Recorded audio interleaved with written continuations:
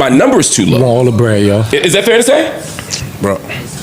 Yeah, a nigga come to the table. Money hungry. And I think you down with me. You just can't say that. No, my point was, if you can make $5 to $10 to $20 to $30 million to a lot of people, you making too much money. What's up, everybody? Welcome back to another episode. Please like the video and subscribe. Our target is only 1,000 likes. Unlike federal tax rates, income tax rates varies from state to state. So not every state has the same tax rate. The states with the highest taxes are California, Hawaii, Oregon, Minnesota, Iowa, New Jersey, New York, and Vermont, where residents pay 8% or higher on state income tax. Meanwhile, residents of Alaska, Florida, New Hampshire, Nevada, South Dakota, Tennessee, Texas, Washington, and Wyoming do not pay that much in state income tax. So this is what Joe Budden is talking about, because he talked about thinking about moving his podcast from New Jersey to Florida. Sourcing those jobs to China, built up China and built their infrastructure to where they are the powerhouse that they are today. Yeah, and that's why I don't want to outsource the jobs. I'm with you on that. I'm talking about with regards to you saying like they taking advantage of China almost, right? No, but my point is, it's not. If it were just the Chinas of the world, it probably would work out. I'm saying it's when they go to Latin America, it's when they go to Africa, where people don't have those nation states don't have the power to do it. China didn't have it either.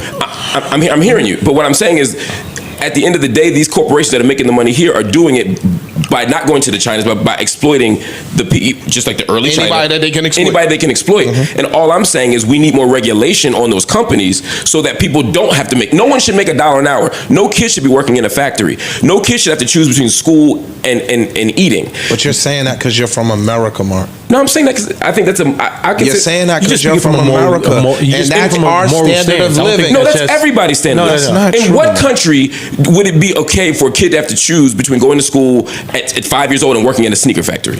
America. How old is your mom? When was your parents was born? My mom was born in 39. My dad was born in 20 and 32, 28, 29. 32, something like that.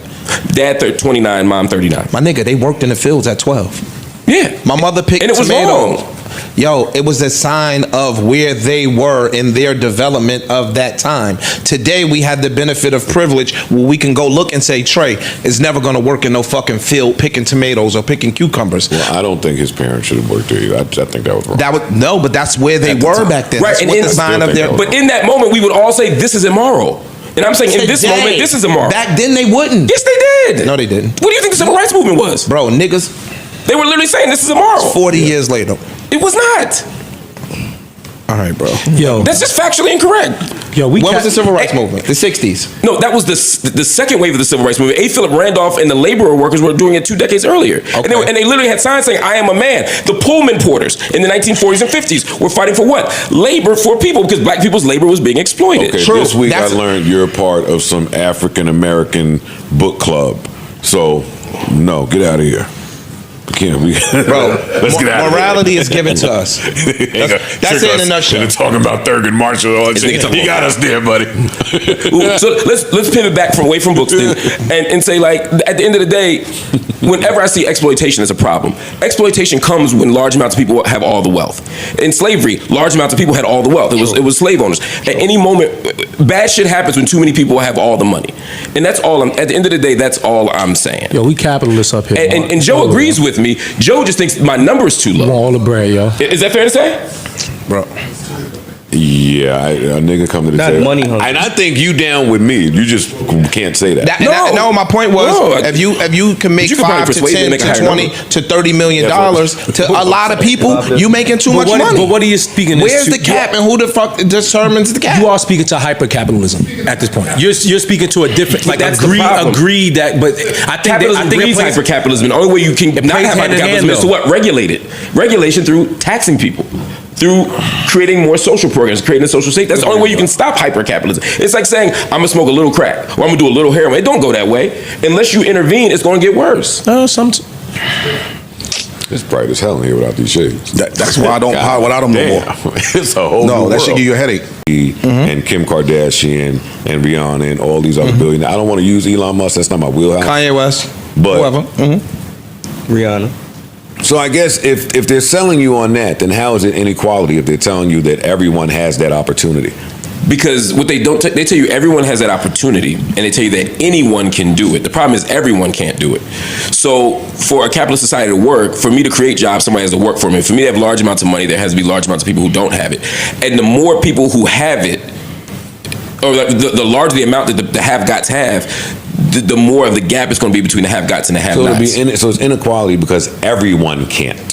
It's inequality because it's inequality not just because everybody can't get it, which is true. It's inequality because it's not just inequality of outcome, it's inequality of opportunity.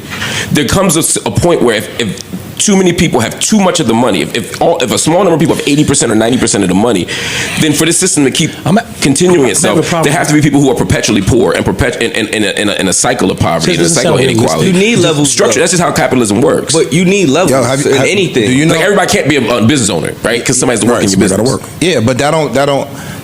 I just don't hear the evil in what you're saying. It's not evil. It's not evil, and it's unrealistic because in society, everybody don't work the same. Everybody priority is not the same. Some people will wake up at 5 o'clock in the morning and go to it, while other motherfuckers might want to sleep late.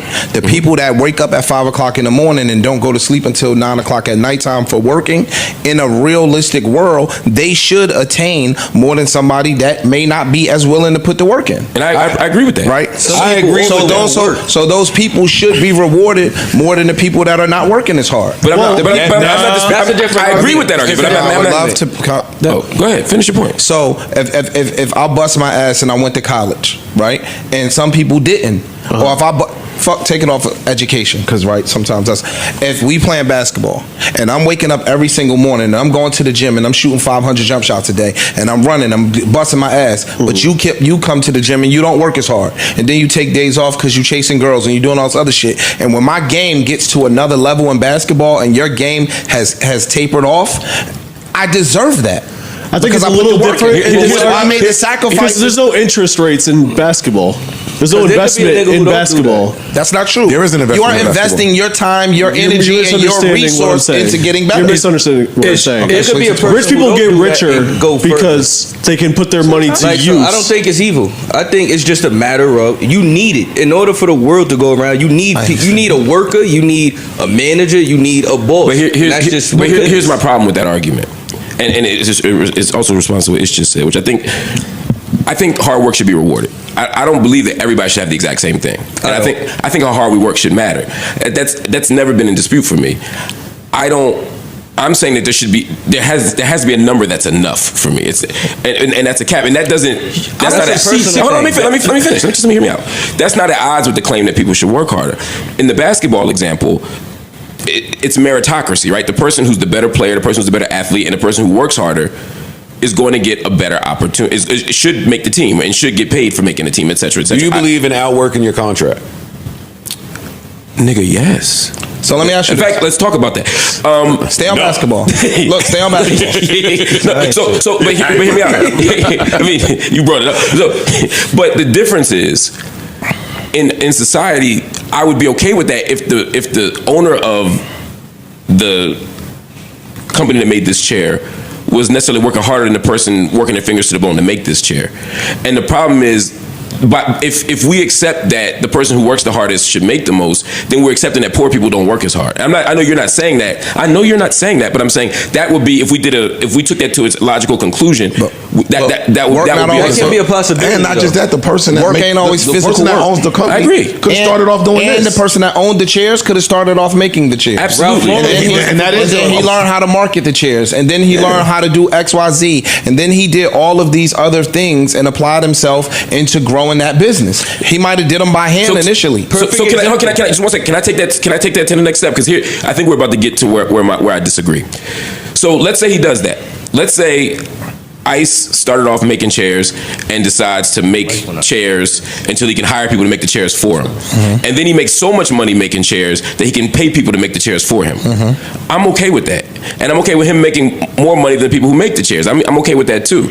But what if he starts making so much money that he buys all the chair making companies? Mm-hmm. And now my only talent is to be a chair maker, but because I can't compete with another company, he continues to only pay me a minimum wage when I deserve more. So now I can't pay my bills. But he can't do that. No, hear me out.